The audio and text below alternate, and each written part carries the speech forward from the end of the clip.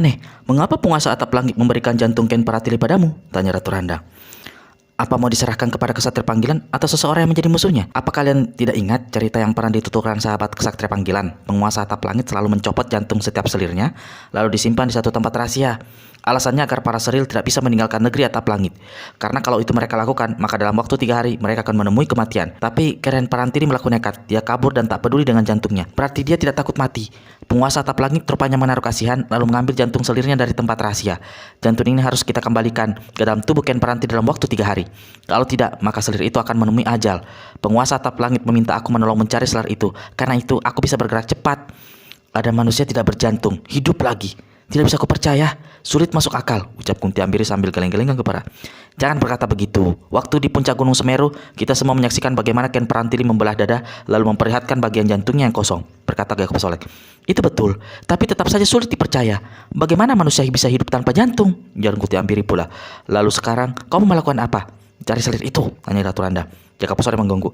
Kau bisa berkelebat ke 8 penjuru dunia dalam sekejapan mata, tapi kau tidak tahu selir itu berada di mana, kata Kunti Ambiri. Betul, tapi penguasa atap langit memberikan sesuatu padaku untuk bergunakan menjajaki di mana beradanya Ken Parantili. Jaka Pesolek tutup keranjang daun pisang lalu dengan hati-hati membungkus kain hitam. Bungkusan itu dipanggul di bahu kiri. Dari pakaian hijaunya, Jaka Pesolek kemudian mengeluarkan sejumput rambut hitam dalam keadaan tergulung. Ah, itu bulu ketekmu, tanya Ratu Randa dengan mulut dipecongkan. Gila kau, Nek. Kalaupun aku punya bulu ketek, masa kan sampai sepanjang dan sebanyak ini? Ujar Jaka Pesolek. Lalu itu apa adanya? Siapa? Bertanya Kunti Ambiri. Ini lumurungan rambut Ken Parantili. Rambut ini sudah dirapal oleh penguasa atap langit. Katanya jika Ken Parantili berada di dalam jarak 200 langkah, maka rambut ini akan memberi tanda. Rambut akan meringkal bergerak ke atas lalu melesat ke arah di mana beradanya selir itu. Kalau semudah itu mencari Ken Parantili, mengapa tidak dilakukan oleh penguasa atap langit? Ujar Sakuntala Dewi. Menurut pengakuan penguasa atap langit, dia tidak mungkin melakukan hal itu. Karena jarak tertentu Ken Parantili mampu mencium bau tubuhnya. Begitu mencium pasti dia akan melarikan diri. Seumur-umur penguasa atap langit tidak akan mampu mencari dan menemukan selirnya itu. Selain itu, sang penguasa mempunyai pantangan. Tidak boleh berada di luar negeri atap langit lebih dari 2 kali matahari terbit. Makhluk bernama penguasa atap langit itu punya 16 seril. Kehilangan satu saja, mengapa sampai kalang kabut mengejar dan membawa jantungnya? Nek, kau seperti tidak tahu saja. Di mana-mana orang punya banyak selir, tapi pasti ada satu yang paling disayang. Nah, kalau bisa saja Ken Parantili memang kesayangannya penguasa atap langit, kata Jaka Pesolek pula. Tahu dari mana kau? Tukas Ratu Randa sambil pecongolnya. Nek, ada ujar-ujar begini. Seseorang baru tahu betapa rasa sayangnya dia pada sang kekasih pada saat sang kekasih tidak lagi menjadi miliknya. Entah mati, entah minggat, tak kabur sama laki-laki lain. Hebat juga bicaramu, kata Ratu Randang sambil melirik ke arah Sakuntala Dewi dan Kunti Ambiri. Nek, Kunti, Sakuntala Dewi, aku pergi sekarang. Kalau tugasku sudah selesai, aku pasti akan mencari kalian. Tunggu, jangan pergi dulu. Kami perlukan di sini, berkata Kunti Ambiri. Sudah banyak orang gagah dan hebat di tempat ini. Lagi pula aku telah menerima permintaan orang untuk menolong. Mana mungkin mau mengingkari. Lebih baik para sahabat cepat membantu raja dan orang-orang di pintu gerbang. Masakan kalian tega membiarkan kesatria panggilan bekerja sendiri? Jaka Pesolek kedipkan mata lalu segera tinggalkan orang-orang itu. Kalau tidak ada urusan besar di kota raja, rasanya aku mau mengikuti gadis aneh ini. Mau aku tahu apa yang bakal terjadi, kata Kunti Ambiri. Yang jadi pertanyaan, gadis itu dijanjikan apa oleh penguasa atap langit sampai-sampai mau berkeliaran ke sana ke sini membawa jantung manusia? Pasti ada satu imbalan yang menarik, ucap Ratu Randa. Mungkin janji boleh mengusap. Bunga Putih Kunti Ambiri dengan wajah agak cemberut. Lalu Kunti Ambiri mendahului lari ke arah pintu gerbang, diikuti oleh Sakuntala Dewi dan Ratu Randang, tempat di mana Wiro berada bersama raja dan keluarganya serta para pengikut. Karena Raja Mataram tetap memaksa masuk ke dalam istana, Wiro akhirnya berkata, Yang Mulia, saya minta diberi waktu. Saya akan melakukan sesuatu, lalu memeriksa keadaan istana. Jika segala sesuatunya memang aman, saya akan kembali memberitahu. Tapi apakah Yang Mulia tidak mau mengizinkan lebih dahulu agar saya mengobati tangan Yang Mulia yang patah? Mendengar ucapan Wiro, Ratu Randang cepat mendekati dan berbisik. Kau mau memperkonyol apa? Kau bukan tabib, bukan dukun. Bagaimana mau mengobati tangan raja? Untuk menyambung tulang lengan yang patah itu perlu waktu paling sedikit 10 hari. Kalau kau memang mampu melakukannya, kau benar-benar orang hebat.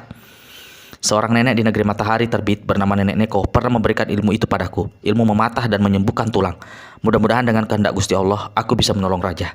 Kalaupun aku tidak, aku tetap puas karena sudah berikhtiar. Menangkap Wiro. Rupanya kau punya banyak sahabat nenek sepertiku. Pasti sih Nenek Neko itu orangnya cantik. Wiro tertawa. Lalu dia berkata, Nek, baiknya kau bantu membujuk raja agar dia mau kutolong. Tak usah khawatir, aku akan mencoba. Tapi mengapa kau tidak mempergunakan kesaktian 8 bunga matahari saja? Ujar si nenek pula. Kalau itu maumu akan kucoba. Ratu Randang memandatangi raja yang saat itu duduk di tanah bersandar ke tembok halaman. Tangan kanan yang patah diletakkan di atas pangkuan paha kanan yang dibalut dengan sehelai kain. Setelah bicara dan dibujuk oleh Ratu Randang, ternyata Raja Mataram kini bersedia ditolong oleh Wiro. Dari balik pakaiannya Wiro keluarkan 8 bunga matahari kecil. Maafkan saya yang mulia. Seakan saya mencoba untuk menolong dengan bunga sakti ini lebih dahulu. Mendadak terdengar suara alunan gemelang di kejauhan, disusul suara mengiang ke telinga Wiro yang juga didengar Raja Mataram, Kunti Ambiri, Ratu Randang, dan Sakuntala Dewi. Kami minta maaf beribu maaf. Kemampuan kami menolong hanya tinggal satu kali, yaitu untuk membebaskan guru kesatria panggilan. Kalau kali ini menolong, walau tidak muncul memperlihatkan diri, maka kami tidak mungkin melakukan pertolongan lagi. Semua orang termasuk Raja Mataram terkesikap mendengar suara mengiang itu. Wiro sendiri jadi tertegun dan menggeruk kepala. 8 bunga matahari pandagi beberapa lama. Lalu terdengar suara pendekar berkata, 8 bunga matahari, sahabatku 8 pocong menari. Saat ini Yang Mulia Mataram sangat membutuhkan pertolongan. Tendangan makhluk api tadi agaknya bukan tendangan sembarangan. Aku melihat ada daging lengan yang menggembung biru, bertanda tendangan mengandung racun jahat. Jika tangan yang patah tidak segera diobati, racun jahat bisa saja menyebar lebih cepat. Kalau racun sampai ke jantung, nyawa Yang Mulia Mataram tidak mungkin bisa ditolong lagi. Semua orang terkejut mendengar ucapan Wiro itu. Ternyata Wiro lebih mementingkan Raja Mataram daripada menyelamatkan gurunya. Raja Mataram sendiri letakkan tangan kiri ke atas dada dan wajah tampak haru. Sepasang mata menatap Wiro tak berkedip. Kemudian terdengar lagi suara mengiang. Kesatria panggilan, jika itu keinginanmu, mana kami berani menolak. Kami akan segera menolong. Kau tinggal mengusap diri kami pada cedera pada tangan kanan Raja Mataram. Maka setelah tugas dan pertolongan kami selesai, kami akan bermohon diri. Kami tidak akan muncul lagi untuk selama-lamanya. Lalu siapa yang kelak akan menyelamatkan gurumu? Gusti Allah pasti akan mau nolong beliau, jawab Wiro tanpa keraguan. Ratu Randa melangkah mendekati Wiro lalu bersik, jika kau memang punya ilmu lain, sebaiknya ilmu itu dulu yang dicobakan. Tadi aku menyuruh kau mempergunakan bunga mata itu karena sudah tahu pasti kesaktiannya. Bukan maksudku merendahkan ilmu kesaktianmu yang lain. Cepat kepergunakan ilmu yang kau dapati dari si nenek neko itu. Nekonya cuma 1 kali, Nek, kata Wiro. Sudah, itu saja jadi persoalan. Lekas tolong Yang Mulia Mataram, kata Ratu Randang sambil tersenyum dan kedipkan mata yang juling. Setelah meminta izin terlebih dahulu, membuka kain pembalut tangan Rakai Kaliwangi di aklok kepala, lalu tangan kanan diletakkan di atas tangan yang patah. 5 jari dikembang, lalu diremas 3 kali berturut. Raja Mataram menjerit setinggi langit. Rasa sakit luar biasa. Kaki kanannya tak sengaja menendang ke depan. Duk! Tendangan mendarat telak di dada Wiro. Pendekar 212 terpental terduduk di tanah. Cepat ditolong oleh Kunti Ambiri dan Sakuntala Dewi. Untungnya tendangan Mataram dilakukan hanya dengan kekuatan luar tanpa tenaga dalam. Walau Wiro merasa sakit, namun tidak ada bagian tubuh yang cedera. Hanya wajah tampak sedikit pucat karena terkejut tidak menyangka mendapat hadiah tendangan. Sehabis menjerit keras, tiba-tiba Raja Mataram berseru, "Hyang Jagat Nabaratna Agung, lihat, tanganku yang patah sembuh." Raja berseru sambil angkat tangan kanannya ke atas, gembira tapi juga seperti tidak percaya. Tangan yang telah tersambung kembali diusap lalu dipijat-pijat. Tiba-tiba tangan yang tulangnya sudah bersambung kembali itu mengucur keluar cairan hitam kebiruan. Raja tersentak kaget. "Tidak apa-apa Yang Mulia, tidak usah khawatir. Racun jahat dalam tubuh Yang Mulia sudah keluar," kata Wiro memberitahu. "Kesatria panggilan, aku sangat berterima kasih padamu." Raja merangkul Wiro yang saat itu telah berdiri sambil usap-usap dadanya yang kena tendangan. Sambil memeluk Wiro, Rakai Kaliwangi di ahlok kepala berkata, "Maafkan tendangan tadi, aku tidak sengaja." Rasa sakit yang menyembuhkan itu seperti tombak api yang ditancapkan ke batok kepala. Kalau cedera Yang Mulia tidak mengidap racun, sebenarnya hal itu tidak akan terjadi. Aku tetap berterima kasih atas pertolonganmu. Kau benar-benar luar biasa, Yang Mulia. Yang Maha Penyembuh telah menunjukkan kekuasaannya. Bukan saya, ucap Wiro pula. "Gusti Allahmu?" tanya Raja Mataram. Wiro tersenyum lalu anggukkan kepala. Semua orang yang menyaksikan kejadian itu sejak tadi terkejut, kagum sekaligus gembira. Ratu Randang saking girangnya saat itu sebenarnya ingin sekali memeluk dan mencium sang pendekar, tapi terpaksa menahan diri sambil senyum-senyum. Kunti Ambiri dan Sakuntala Dewi saling berpegangan tangan, pertanda mereka juga merasa gembira melihat kesembuhan Raja Mataram. "Yang Mulia, seperti kata saya tadi, ada sesuatu yang harus saya lakukan. Harap Yang Mulia dan keluarga sudi menunggu di sebentar di tempat ini." Dengan cepat Wiro masuk ke dalam halaman istana. Semua orang termasuk Raja Mataram tidak dapat menahan rasa ingin tahu apa sebenarnya yang hendak dilakukan Wiro. Mereka semua segera mengikuti tapi menjaga jarak agak jauh di sebelah belakang sang pendekar. Wiro melangkah menghampiri makhluk api yang masih hidup dan saat itu terkapar di halaman istana dalam wujud seorang pemuda belasan tahun yang keadaannya sangat mengenaskan. Sekujur tubuh mengelupas hangus, mulut mengerang tiada henti dan sesekali tangan serta merta kaki melejang-lejang. Agaknya umurnya tidak bakal lama. Wiro letakkan tangan kiri di atas dada si pemuda lalu kerahkan tenaga dalam disertai aliran hawa sakti. Suara erangan lenyap. "Pemuda malang, katakan siapa dirimu?" Sepasang mata orang yang ditanya bergerak sedikit. Menatap sayu ke arah Wiro. Mulut tidak memberi jawaban. Wiro lipat gandakan aliran tenaga dalam dan hawa sakti. Mata itu tampak membuka besar. Ada orang yang memasukkan ilmu jahat ke dalam tubuhmu, lalu menguasai dan mengendalikan dirimu. Kau diperintahkan untuk membuat keonaran di istana kerajaan Mataram. Kau pasti diperintah yang membunuh Yang Mulia Raja Mataram. Betul. Mulut tak menjawab, tapi sepasang mata si pemuda mengedip perlahan. Katakan, siapa orang yang melakukan semua itu? Wiro kembali bertanya. Mulut si pemuda membuka. Bukan untuk mengeluarkan suara, tapi batuk-batuk beberapa kali lalu semburkan darah hitam. Mata membelalak beberapa saat. Tubuh menggeliat dan tangan kiri kanan melejang-lejang. Wiro menunggu sampai pemuda itu tenang. Kalau tadi dia alirkan hawa sakti hingga hangat, maka kini dia ganti dengan aliran hawa sejuk. Muka yang melepuh dan si pemuda tampak agak bercahaya. Lekas katakan, siapa orang yang telah mencelakai dirimu? Wiro bertanya sekali lagi. Si pemuda menatap kosong ke langit kelam di atasnya. Kepala digeleng perlahan. Mulut tak kunjung mengeluarkan suara. Wiro lantas keluarkan bintang perunggu bersudut 5 berwarna merah pekat yang diberikan oleh makhluk samar hijau di dalam istana yang diduga adalah penguasa atap langit. Jangan bunuh makhluk api kelima. Jika raja sudah diselamatkan, tancapkan bintang merah ke dalam batok kepala makhluk api kelima. Wiro ingat betul ucapan makhluk hijau di dalam istana. Tidak tunggu lebih lama, dia segera ulurkan tangan kanan yang memegang bintang perunggu merah. Sepasang mata si pemuda kelihatan membeliak besar ketika sekilas sempat melihat benda tersebut. Mulut tiba-tiba keluarkan suara meracau. Tak jelas apa yang dikatakan. Wiro letakkan bintang perunggu merah dia tepat di atas ubun-ubun si pemuda. Dengan merahkan sedikit tenaga dalam, bintang perunggu merah ditekan hingga des. Bintang merah masuk melesak ke dalam batok kepala si pemuda. Asap merah mengepul. Dari mulut keluar suara meraung aneh. Bukan menyerupai suara anjing atau serigala, tapi merupakan suara ngeongan kucing.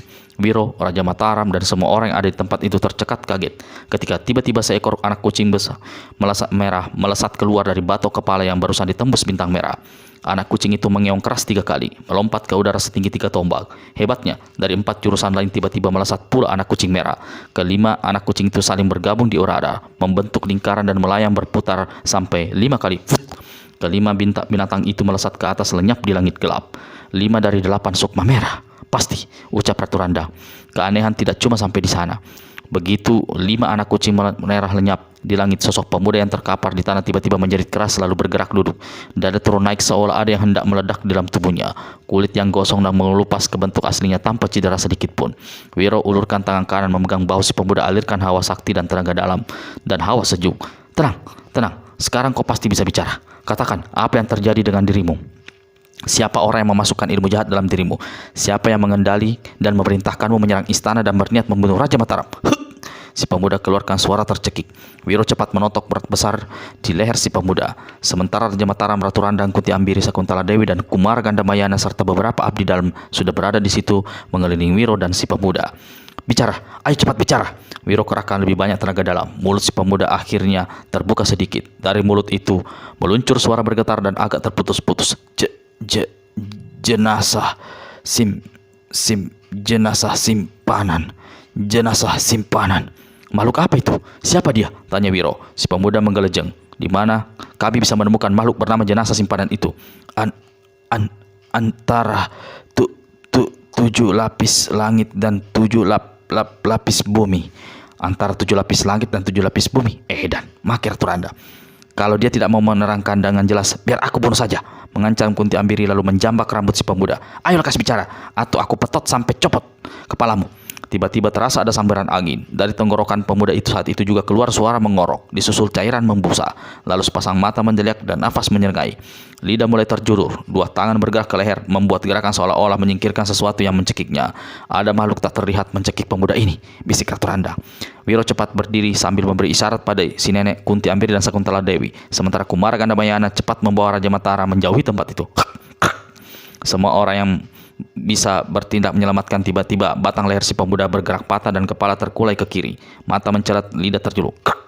Sekujur tubuh pemuda kelihatan remuk mengerikan. Dalam keadaan hancur, tubuh itu kemudian roboh dan jatuh ke tanah. Kurang ajar. Wiro yang tadinya hendak mengerahkan ilmu menembus pandang untuk melihat apa yang mencelakai si pemuda tidak mau membuang waktu lagi. Serta-merta dia merapal ajian pukulan harimau dewa. Kunti Ambiri dan Ratu Randang tidak tinggal diam. Keduanya juga menghantam ke arah sasaran tak terlihat yang dipukul Wiro. Brak!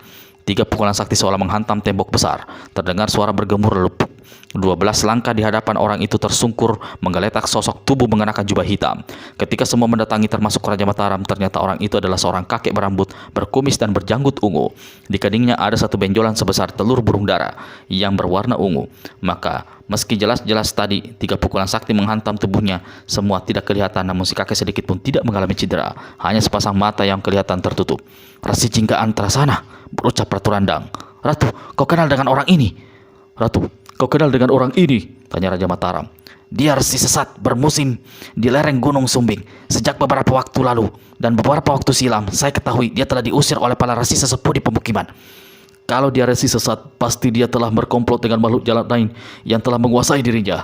Aku curiga lagi-lagi ini perbuatan 2 sinuhun keparat itu dibantu oleh Dirgapurana si bocah sialan," Wiro berkata setengah memaki.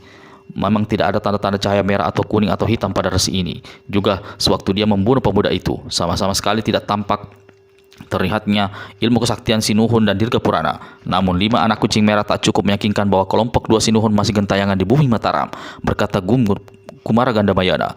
Tiba-tiba sepasang mata resi Jingga Antasana terbuka nyalang. Astaga, kedua matanya orang tua ini merupakan rongga kosong dan nyalang berwarna ungu. Dari dalam rongga mata mengepul keluar 2 larik sinar ungu. Di saat yang sama terdengar suara mendesis halus disertai menebarnya bau amis. Kunti Ambir yang sudah berpengalaman mendengar suara serta mencium bau amis serta-merta berteriak, "Lekas menyingkir!"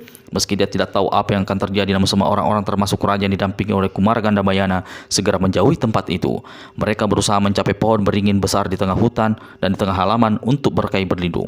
Tiba-tiba sosok resi Jingga Antasana menggeliat, tangan menempel di sisi tubuh, 2 kaki merapat. Di lain kejap sosok sang resi telah berubah menjadi seekor ular besar berwarna ungu yang memiliki sepasang mata berupa bolongan rongga. Di atas kepala ada sebuah tanduk lancip. Perlahan-lahan binatang ini membuat gerakan berdiri. Bagian tubuh sebelah bawah membentuk 5 lingkaran. Tubuh sebelah atas berdiri lurus. Sisi kiri kanan mengembang seperti ular sendo. Semua orang yang menyaksikan itu bergidik. Laksana kilat, ular ungu melesat ke arah Raja Mataram. Kumara Gandamayana melompat depan menyongsong serangan. Selain melindungi Raja Rakai Kayuwangi Diah Lokapala, orang tua ini pentang 2 tangan ke atas. 2 tangan berubah menjadi merah seperti bara menyala. Sambil melangkah maju menghadang datangnya ular ungu, kakek ini membuat gerakan aneh. 2 tangan menjulur panjang, siap untuk menangkap dan melumat kepala ular ungu. Inilah jurus serangan yang disebut sepasang tangan membuka pintu neraka. Ilmu ini yang jarang dikeluarkan oleh Kumara Gandamayana karena sangat ganas. Benda apa saja yang kena diringkus 2 tangan pasti akan hancur dan denah mengerikan. Dari samping kiri pendekar Dosa Tudawirosab melepaskan pukulan kilat penyambar puncak gunung yang didapat dari tua gila. Seperti serangan Kumara Gandamayana yang diarahkan adalah kepala ular ungu. Ratu Randa tidak tinggal diam. Nenek ini gulingkan diri di tanah, lalu dari bawah dia menghantam ke atas tubuh ular sebelah bawah dengan pukulan bernama di dalam gelap tangan penghukum membelah jagat. Selarik sinar biru membesat ke udara. Sakuntala Dewi membalikkan tubuh ke udara, lalu dari atas dia membuat gerakan menghujam dengan kaki tunggalnya. Saat itu juga selarik sinar biru kehijauan menderu menyambar ke arah tubuh ular ungu sebelah atas. Melihat datangnya 4 serangan dari orang-orang berkepandaian tinggi, sudah dapat dipastikan ular besar melesat ke arah Raja Mataram akan menemui kematian dengan tubuh hancur berkeping-keping tak karuan rupa, kalau tidak mau dikatakan menjadi bubuk. Satu-satunya orang yang tidak ikut menyerang adalah Kunti Ambiri. Gadis ini menggantikan kedudukan Kumara Gandamayana, melindungi raja yang kini di belakangnya. Blar, ceras. 4 serangan menghantam sosok ular ungu dengan terak, mulai dari kepala sampai ke pertengahan tubuh di atas bawah. Binatang itu mendesis keras. Kujur tubuh mulai dari kepala sampai ekor pancarkan cahaya ungu. Inilah cahaya pelindung yang hebat luar biasa. 4 serangan sakti hanya membuat tubuh bergoncang melejang-lejang beberapa kali. Kumara Gandamayana tidak mampu menangkap dan menghancurkan kepala ular dengan 2 tangannya yang merah menyala membara. 3 serangan Wiro, Ratu Randa dan Sakuntala Dewi juga tidak sanggup mencinderai ular ungu. Dalam keadaan tubuh masih utuh, ular ungu kembali melesat ke arah raja. Kali ini dengan kepala tegak dan mulut menyembur uap ungu mengandung racun. Melihat ini, Wiro segera menghadang dengan pukulan sinar matahari. Namun saat itu Kunti Ambiri sudah menerjang ke depan. "Ini bagianku. Semua lekas menjauh. Tutup jalan nafas." Sambil melompat mundur, Ratu Randang keluarkan ilmu tangan langit ke kaki bumi. Selapis hawa aneh serta-merta menyerungkup udara, memagari semua orang yang ada di tempat itu. Rahang Kunti Ambiri menggembung. Bersamaan dengan itu, dia perut mencekung. Di salah satu pekikan dahsyat, gadis cantik sakti alam roh ini menyembur. Bersamaan dengan itu, perut yang mengempas mengelenting ke depan. Dari dalam perut Kunti Ambiri menyembur berhamburan puluhan ular biru bermata merah panjang 1 tombak. Sementara dari pusar si gadis melesat seekor ular besar dengan panjang hampir 3 tombak berwarna hitam berkepala putih. Tidak percuma Kunti Ampiri pernah mendapat julukan sebagai Dewi Ular. Puluhan ular biru bermata merah dengan cepat melibat tubuh ular ungu. Kejadian sosok Resi Jingga Antasana sehingga ular ungu seolah terbungkus tak terlihat lagi. Sambil melibat binatang-binatang ini mematuk buas, suara patukan menggemur menggedikan. Selukujur tubuh ular ungu tampak dipenuhi puluhan lubang. Tiba-tiba tubuh ular yang dikeroyok memancar cahaya ungu. Saat itu juga puluhan ular terpentar berbagai penjuru dan keadaan tubuh hangus mengkeret lalu meledak. Kunti Ampiri menjerit marah. "Bunuh!" teriak si gadis. Ular besar hitam kepala putih yang keluar dari perutnya melalui pusar Kunti Ampiri melesat ke laksana topan, menyerbu ke arah ular ungu bercula yang berada dalam keadaan tubuh penuh luka. Libat melepas berlangsung ganas, kepala saling berbentur, patuk dan gigitan menjadi berulang-ulang membuat luka-luka berdarah di sekitar tubuh masing-masing. Kibasan ekor menderu tiada henti. Tampaknya ular ungu bercula terdesak beberapa menghadapi keganasan sosok ular hitam kepala putih. Namun tak disangka, didahului pijaran cahaya ungu, tiba-tiba kepala dan sosok ular ungu itu berubah besar dan panjang menjadi 2 kali wujud semula. Sesekali membuat gerakan menggeliat nibatan ular hitam hingga pola putih terlepas. Lalu terjadilah hal yang membuat semua orang terkejut dan Kunti Ampiri berteriak kaget. Kepala ular ungu pentang kepala, mulut membuka lebar. Sekali kepala melesat ke depan tak ampun lagi. Kepala dan tubuh ular hitam putih milik Kunti Ampiri amblas masuk. "Kurang ajar, Edan!" Kunti Ampiri berteriak marah, tidak percaya ketika melihat bagaimana ular hitam kepala putih menggelepar-gelepar di telan ular ungu. Darah kental mengucur. Suara desak tulang-tulang yang hancur dan ular hitam kepala putih miliknya membuat tubuhnya sendiri ikut semersarmuk dan nafas menyesak. Semua orang terkesip di negeri ngeri dan untuk beberapa ketika hanya bisa tertegun dan bergidik melihat apa yang terjadi. Wiro sadar terlebih dahulu. Tangan kanan dipentang dan siap berubah menjadi seputih perak beliau. Pukulan matahari siap untuk dihantamkan ke arah ular ungu yang nyaris melahap habis sosok ular hitam kepala putih. Namun sebelum Wiro sempat melepas pukulan sakti, tiba-tiba kecepatan luar biasa ekor ular ungu melesat ke arahnya. Wiro melihat seolah batang pohon kelapa siap menggebuk dirinya.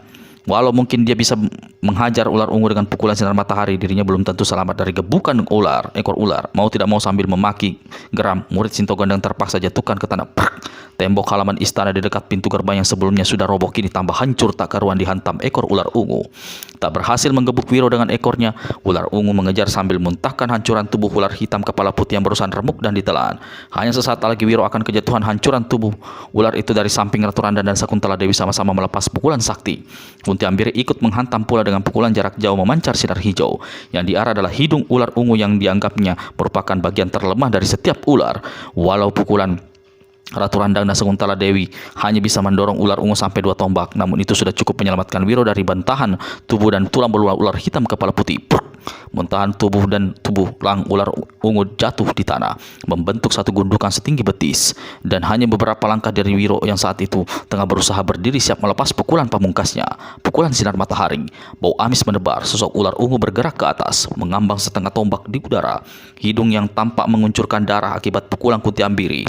Bagian tubuh yang sebelah atas sampai bawah mengapung datar, ekor mencuat ke atas tanda siap melancarkan serangan lagi. Betul saja, didahului dengan melesatnya 2 cahaya ungu dari dalam rongga mata yang bolong. Ekor menyusul mengibas dengan gerakan serangan berbentuk lingkaran. Ratu Randang, Kunti Ampiri dan Sakuntala Dewi terpencar selamatkan diri. Terpaan angin yang keluar dari serangan ekor ular ungu membuat ketiganya terkapar di tanah. Walau tidak cedera, tapi untuk beberapa lama mereka tak mampu bergerak bangkit. Sementara itu, Wiro tetap nekat untuk menghantam dengan pukulan sinar matahari. Namun kepala ular ungu dan mulut yang terbuka melesat lebih cepat. Cahaya ungu membersit dari sepasang mata ular ungu membuat Wiro kesulitan dan tidak dapat melihat jelas datangnya serangan. Beberapa orang yang menyaksikan itu sudah menduga apa yang bakal terjadi dengan Wiro. Menjerit. 8 pekikan perempuan yang berasal dari 8 bunga kecil ikut memenuhi udara malam. Kumara Gandamayana jejakkan kaki di kanan di tanah sambil merapat ajik saktian kekuatan bumi milik para dewa. Begitu kaki kanan berhasil menyedot kekuatan dalam tanah, kaki ini langsung melompat dan menendang kepala ular ungu. Tendangan Kumara Gandamayana memasang berhasil mendarat telak di kepala sebelah kanan ular ungu. Tapi si kakek sendiri terpental dan menjerit kesakitan lalu jatuh di tanah. Tak mampu bergerak untuk beberapa ketika. Kasut di kaki kanan robek dan kaki kanan si kakek tampak menggempung bengkak. Ular ungu tampak bergeming sedikit pun terus melesat ke arah Wiro dengan mulut terpentang lebar. Lidah berjang berpancakan berjulur merah. Cairan ludah dan racun bercampur dan berdarah berlelehan. Taring mencuat panjang dan runcing. Hanya sekejapan lagi, kepala dan ujung tubuh sekujur tubuh pendekar satu akan amblas masuk ke dalam mulut ular raksasa. Mendadak suasana malam di atas kawasan istana menjadi lebih kelam. Di udara terdengar suara kepukan sayap aneh menimbulkan angin kencang, membuat angin bergetar dan daun pohon beringin ikut lu bertamburan. Satu bayang-bayang hitam menutupi bangunan dalam halaman istana. Bau busuk menyambar jalan pernafasan. Semua orang menatap ke atas langsung terkesip kaget. Mereka tidak tahu apakah yang mereka lihat benar-benar seekor binatang raksasa atau hantu jejiwan. "Kelelawar hantu," ucap Sakuntala Dewi dengan suara bergetar. Wiro usap kedua dadanya. Wiro usap kedua mata hingga pemandangannya lebih jelas. Ketika menatap ke atas, sang pendekar jadi kaget. Dia melihat satu makhluk raksasa melayang rendah. Astaga, apa benar? Bagaimana makhluk ini bisa muncul di sini? Tiba-tiba di udara kelam melesat dua benda aneh dikobari api. "Panah api!" berseru Ratu Randa. "Jelas ini semua pekerjaan dua sinuhun keparat." Nenek ini dalam keadaan masih terduduk di tanah siap melepas pukulan sakti. "Nek, tunggu! Tahan serangan!" teriak Wiro sambil dua tangan di atas ditekapkan di atas kepala. "Edan, memangnya ada apa?" Si nenek berteriak bertanya. Cas! Dua panah api menancap di mata kiri kanan ular ungu yang hanya berupa rongga dalam. Binatang ini menggeliat sambil keluarkan suara mendesis keras. Gerakannya hendak menelan kepala dan tubuh Wiro jadi tertahan. Kepala dipanting ke arah datangnya serangan dua panah api. Mulut mendesis keras. Binatang ini siap melancarkan serangan. Namun saat itu juga makhluk raksasa yang melayang di udara tiba-tiba menyambar ke bawah dan laksana kilat. Kepala dan sebagian badan ular telah berada dalam mulutnya yang dipenuhi gigi besar dan taring runcing. Ular ungu berusaha menyerang makhluk yang menelannya dengan ekor, namun serangan itu dibalas dihantamkan ke pakan sayap. Ular ungu coba melibat untuk meremuk tubuh lawan, tapi cepat sekali seluruh sosoknya telah amblas ditelan makhluk raksasa. Walau semua orang yang berada lega karena Wiro selamat, namun mereka tak habis kejut melihat kemunculan makhluk seekor kelelawar besar berbulu tebal hitam kecoklatan yang saking besarnya bentangan kedua sayapnya bisa menutup seluruh atap bangunan istana. Dengan kepala ditunduk, sayap dikuncup, kelelawar raksasa melayang turun di halaman istana lalu melangkah ke arah pendekar 212 Wiro Sableng. Semua orang lagi-lagi dibuat kaget ketika mendengar binatang ini mengeluarkan ucapan, "Makhluk edan gila, dia bisa bicara seperti manusia," ucap Ratu Randa. Di hadapan Wiro, kelelawar raksasa berkata, "Yang mulia, harap maafkan karena saya terlambat datang menolong Yang mulia." Sekarang kejut semua orang bukan olah-olah. Raja saling pandang dengan Kumara Gandamayana saat itu masih kesakitan karena cedera di atas kaki, tapi sudah bisa berdiri. Ratu Randang, Kunti Aberi dan Sakuntala Dewi juga tak habis heran. "Yang mulia, dia dipanggil Yang mulia. Weh, sejak kapan si gondrong itu jadi raja di raja makhluk aneh, kelelawar raksasa? Jangan-jangan binatang itu kelelawar betina yang wujud sebenarnya seorang gadis cantik," ucap Ratu Randang pula. Tersipu-sipu, Wiro bangkit berdiri. Kepala digaruk. Dia sendiri sudah ditolong kelelawar raksasa seolah tidak percaya mengalami kejadian itu. "Sahabat kelelawar raksasa dari negeri atap langit, aku berterima kasih padamu. Kau telah menyelamatkan nyawaku," kata Wiro pula. "Itu sudah menjadi tugas saya. Tapi mohon maaf atas kelancangan saya. Sebenarnya tadi akan ada dua pertolongan atas diri Yang mulia. Pertama dari makhluk berwujud seekor harimau berbulu putih bermata hijau. Datu Rao bermata hijau." Tercengang-cengang Wiro menyebut nama harimau peliharaan Datuk Rao Basalwang Ame dari Pundohan Dalas. Dia merasa heran bagaimana kelelawar raksasa mengetahui hal itu. "Betul," jawab kelelawar raksasa. "Lalu pertolongan kedua dari keris sakti yang terselip di pinggang Yang mulia." "Astaga, makhluk ini juga tahu semua," pikir Wiro. Sang pendekar kembali menggaruk kepala. "Sahabatku, aku sekali lagi ingin berterima kasih padamu." "Yang mulia," kata kelelawar raksasa, "izinkan saya kembali ke negeri atap langit. Negeri hanya dijaga oleh para sahabat arwah hitam putih. Keadaan di sana masih kacau. Saya khawatir akan terjadi apa-apa, kecuali jika Yang mulia ingin saya melakukan sesuatu atau minta saya tetap di sini. Saya akan menurut perintah Yang mulia." "Sang penguasa, apa dia tidak ada di negeri atap langit?" bertanya Wiro. "Seperti kata saya dulu, beliau lenyap entah kemana. Sebelum pergi, beliau memberitahu bahwa Yang mulialah junjungan saya yang baru dan harus saya lindungi."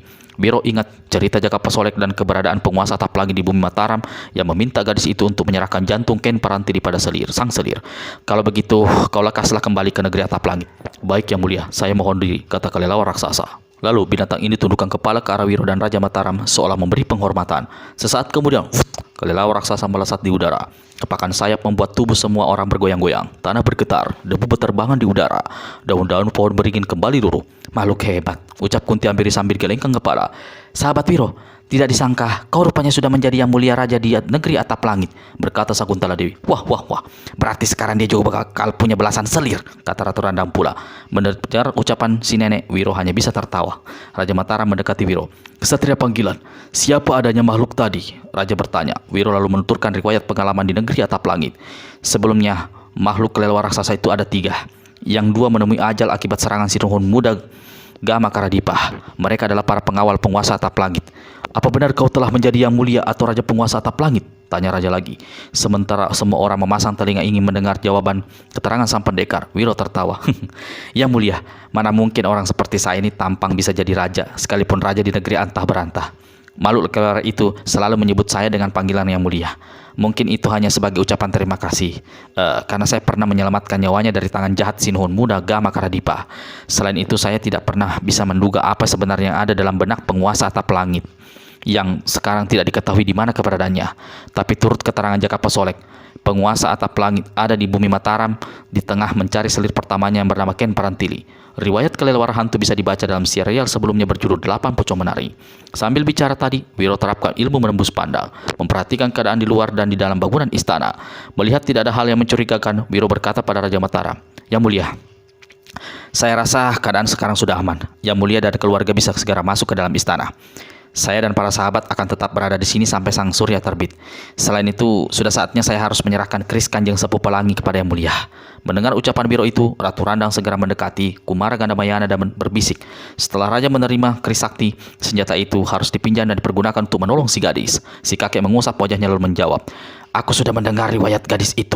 Bagaimana dengan kaulan yang menjadi pegangan Sakuntala Dewi? Kesatria Panggilan tidak akan mampu menyembuhkan Sakuntala Dewi kalau tidak menerima kaulan bahwa dia bersedia menjadi suami gadis itu." Dada Ratu Randang berdebar, wajah berubah. Wiro akan menjadi suami Sakuntala Dewi. Setelah menundukkan kepala beberapa lama, dengan suara perlahan si nenek berkata, "Kalau memang sudah demikian kehendak Yang Maha Kuasa, kita mana bisa menolak. Kasihan kalau Sakuntala Dewi sengsara, begitu rupa seumur-umur." Kunti Ambiri mendekati Ratu Randang dan mengusap bahunya. Dia tahu bagaimana perasaan si nenek terhadap Wiro. Walau selalu disembunyikan dalam berbagai kelucuan, namun sebenarnya si nenek berwajah cantik dan bertubuh masih molek itu sangat menyukai Wiro. "Nek, jangan pikirkan hal lain. Niat Wiro untuk menolong semata," bisik Kunti Ambiri yang tahu perasaan si nenek dan coba menghibur.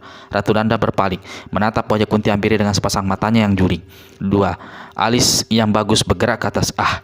"Kulihat matamu berkaca-kaca," bisik Ratu Randang yang membuat Kunti Ambiri cepat-cepat dongakkan kepala pura-pura menatap bulan biru.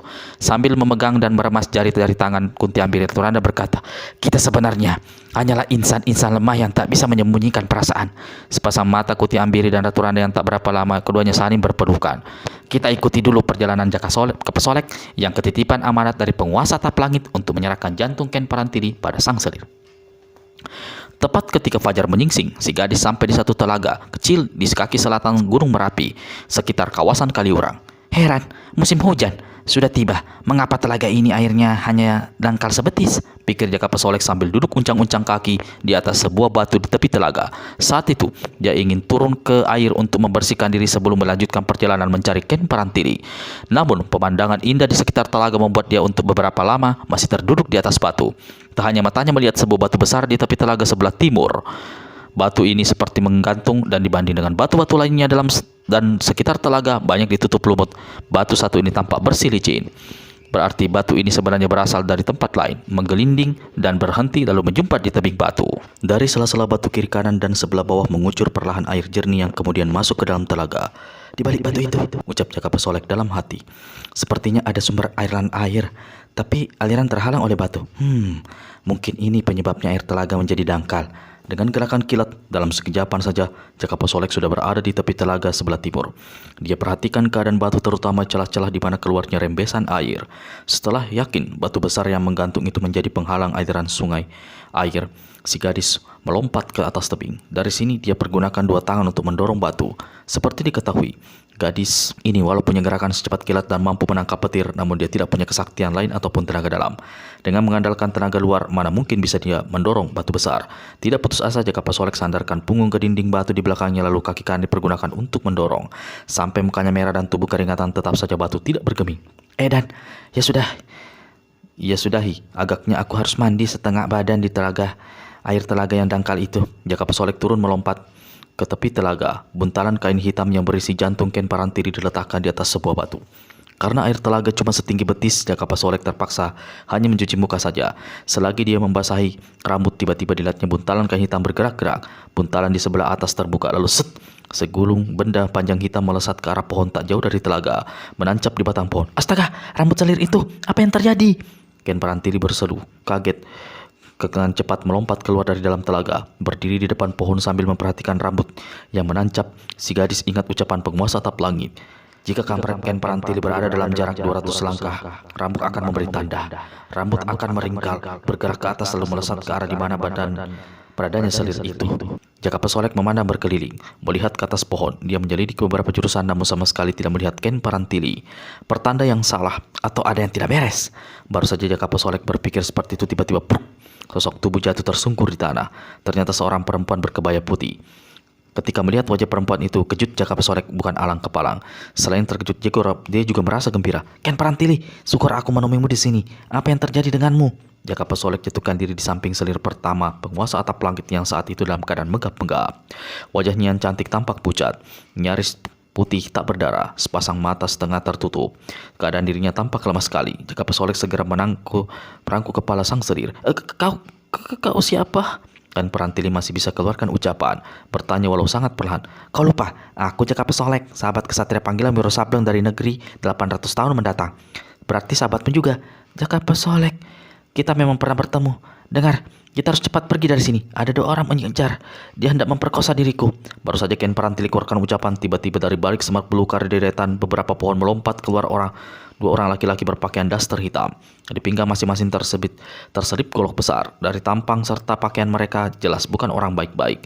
Kemungkinan bangsa begal atau rampok. Hahaha, hal rezeki kita memang besar. Sekarang malah ada 2 perempuan cantik. Satunya sangat segar bugar. Kita bisa berbagi satu untuk 1 orang. Yang keluarkan ucapan adalah lelaki berbatang tinggi besar, memelihara kumis dan brewok yang tebal. Temannya yang bertubuh gemuk tertawa mengekeh, lidah diujur berulang kali. Pakaian dan tubuh kedua orang itu menebar bau tidak enak. Tunggu apa lagi? Langsung saja kita kerjai, berkata si gendut. Jaka Pesolek, cepat. Kau punya ilmu. 2 lelaki garang tiba-tiba melompat di hadapan 2 perempuan itu. Jaka Pesolek cepat berdiri. Tunggu, kalian berdua jangan ganggu sahabatku ini. Kalau mau bersenang-senang, aku bisa melayani kalian berdua sekaligus. Aku bisa jantan, juga bisa betina. Si gendut dan si tinggi besar saling pandang lalu tertawa gala-gala. Hebat juga gadis satu ini, kata tinggi besar. Aku memang hebat. Nanti kalian berdua akan lebih tahu kehebatanku. Aku akan membuka pakaian. Kalian berdua, ayo cepat tanggalkan baju dan celana. Kalau kalian suka, boleh masuk mencebur ke dalam telaga. Nanti kita bersenang-senang di dalam air. Habis berkata begitu, Jaka Pesolek buka dan singkapkan dada pakaiannya. 2 laki-laki di depannya mendelik melihat buah dada yang putih bagus. Hei, tunggu apa lagi? Lekas mencebur ke dalam telaga. Aku akan buka seluruh pakaianku. Jaka Pesolek singkapkan bajunya lebih lebar. Gadis cantik, kau tidak menipu, tidak bergurau. Si gendut bertanya agak curiga. Siapa yang bergurau? Siapa yang menipu? Aku memang suka laki-laki seperti kalian. Kalian berdua pasti hebat. Lihat, sebentar lagi aku akan tanggalkan pakaianku sebelah bawah. Si gadis singkan ke atas bagian bawah pakaian merahnya hingga kakinya tersingkap sampai ke lutut. Hal ini membuat si gendut dan tinggi besar jadi belingsatan. Sambil terus berbicara, merayu Jaka Pesolek dekat kedua orang itu, lalu menarik mereka ke dekat telaga. Si gendut dan si tinggi besar masih tak percaya, tapi keduanya jadi tersentak ketika tangan Jaka Pesolek enak saja mengusap bagian bawah perut mereka. Kalau kalian tidak mau, aku tak jadi menanggalkan pakaian. Ayo lekas masuk ke dalam telaga. Jaka Pesolek berpura-pura condongkan badan seperti hendak mencebur ke dalam telaga. Melihat hal ini, 2 laki-laki ini tidak tunggu lebih lama. Segera saja mereka mendahului mencebur ke dalam telaga berair dangkal. Bagus, kalian berdua tunggu saja di dalam telaga sampai tubuh kalian gemblung. Begitu kedua orang itu sudah bertemu dengan telaga, Jaka Pesolek cepat sambar buntalan hitam di atas batu, lalu dia menggendong tubuh Ken Parantili. Sekali berkelebat dengan ilmu galakan kilat yang dimiliki gadis ini sudah melesat dan juga meninggalkan telaga. Jahanam, kita kena tipu, teriak si gendut sambil mengacungkan tinju. Kurang ajar, ayo kita kejar gadis sialan itu.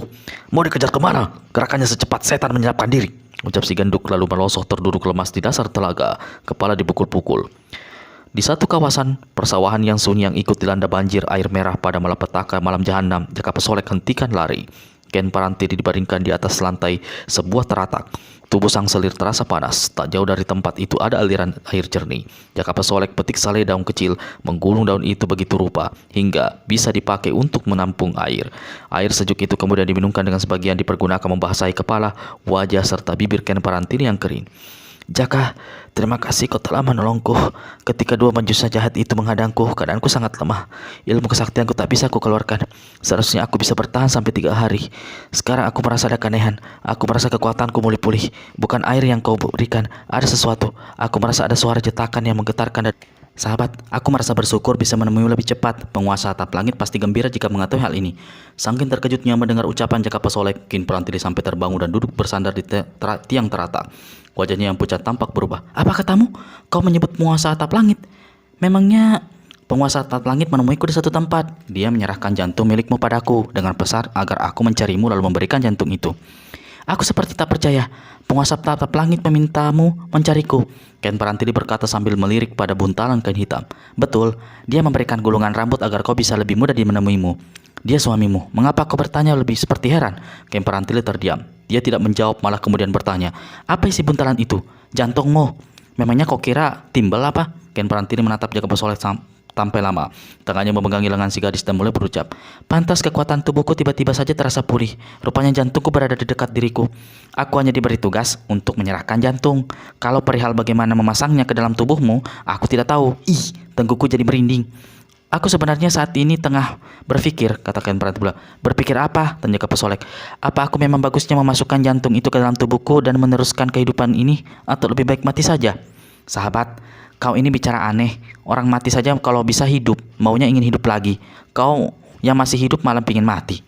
Tapi sebenarnya selama ini aku sudah mati dalam hidupku. Siapa bilang? Ayo, kau tak mau mengambil jantungmu itu?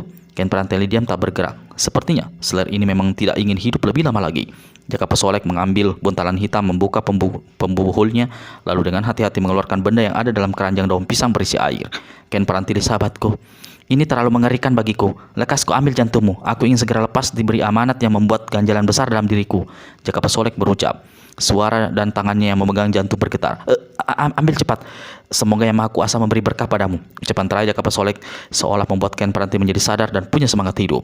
Untuk beberapa lama dia pandangi jantung merah berdenyut di tangan Jaka Pesoleh. Perlahan dia buka bajunya hingga dadanya tersingkap lebar.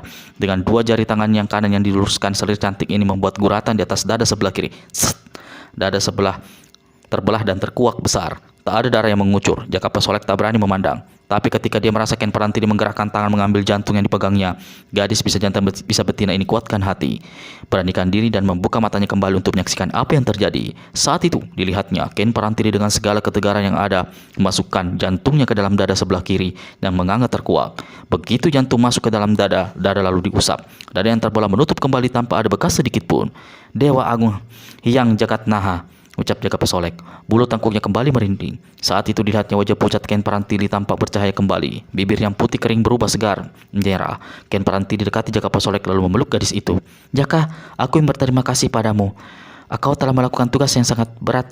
Budi baikmu tidak bisa kubalas. Aku merasa bahagia menolongmu. Tapi aku juga merasa sedih karena sebentar lagi pasti kau akan pergi meninggalkanku. Apakah kau akan kembali ke negeri atap langit? Ken Parantili lepas rangkulan, kepala digeleng. Aku tidak akan pernah kembali ke sana. Tapi suamimu ada di sana. Aku cuma seorang selir, bukan istri. Penguasa atap langit berlaku baik terhadapmu. Paling tidak dia tidak benci padamu. Buktinya dia mau menyerahkan jantungmu. Ken Parantili menatap ke arah persawahan. Perlahan-lahan air mata meluncur dari kedua matanya yang bagus. Kau menangis karena bahagia atau apa? Ken Parantili tidak menjawab. Dia mulai sesungguhkan. Tiba-tiba selir penguasa atap langit ini melompat berdiri atas lantai teratak dan berteriak keras. Tidak, tidak. Jaka Pesoleh cepat berdiri. Ken Parantili, ada apa? Mengapa kau berteriak begitu? Atau aku memang sekarang bisa hidup wajar karena jantungku telah berada dalam tubuhku, tapi aku tidak mau hidup dengan membekal jabang bayi dalam rahimku. Jaka Pesoleh melenggah kaget. Memangnya kau tengah mengandung? Jaka Pesoleh ulurkan tangan mengusap air yang membasahi kedua pipi Parantili. Yang ditanya mengangguk perlahan. 3 bulan. Jaka Pesoleh menggigit bibir. Dia tidak ingin bertanya, tapi mulutnya kepalan terlanjur berucap walaupun agak gagap. Siapa ayah jabang bayimu? Dada Jaka Pesoleh berdebar, khawatir akan mendapat jawaban kesatria panggilan alias pendekar 12 Wiro Sable. Penguasa atap langit yang memberitahu kalau aku tengah mengandung jabang bayi laki-laki berusia 3 bulan dari benih hasil hubungannya dengan diriku. Jaka Pesoleh merasa lega. Ternyata bukan Wiro. Jelas bukan Wiro. Mereka hanya bertemu beberapa hari. Sekalipun mereka melakukan hubungan badan, mana mungkin bisa membuat selir itu mengandung 3 bulan. Tololnya aku ini. Jaka Pesoleh berucap dalam hati, memaki diri sendiri. Penguasa atap langit juga berpesan, kalau anak itu yang lahir, aku harus memberinya nama Bintang Langit. Dia sudah tahu kalau bayi yang aku kandung adalah seorang bayi laki-laki. Nama yang bagus. Pasti anakmu kelak akan menjadi seorang pemuda gagah berilmu tinggi. Aku tidak menginginkan anak itu, kata Ken Parantili. Wajahnya tampak kelam. Kening Jaka Pesoleh mengeri. Hanya karena ayah si anak penguasa atap langit yang kau benci itu salah satu alasan yang paling berat, jawab Ken Parantili. Aku harus melakukan sesuatu agar tidak melahirkan bayi itu. Memangnya kau mau melakukan apa? Tanya Jaka Pesoleh. Kau mau menggugurkan kandunganmu? Usia kandunganmu sudah 3 bulan. Berbahaya kalau kau melakukan itu. Ken Parantili palingkan kepala. Untuk beberapa lama dia menatap wajah Jaka Pesoleh. Lalu mulutnya berucap, Ada cara yang paling cepat untuk melenyapkan bayi itu. Tiba-tiba Ken Paranti luruskan kedua tangannya. Jaka Pasolek terkejut. Maklum apa yang hendak dilakukan sendiri penguasa atap langit itu. Dia berteriak, jangan lakukan itu Ken Parantili. Susupkan tangan ke dalam balik kebaya.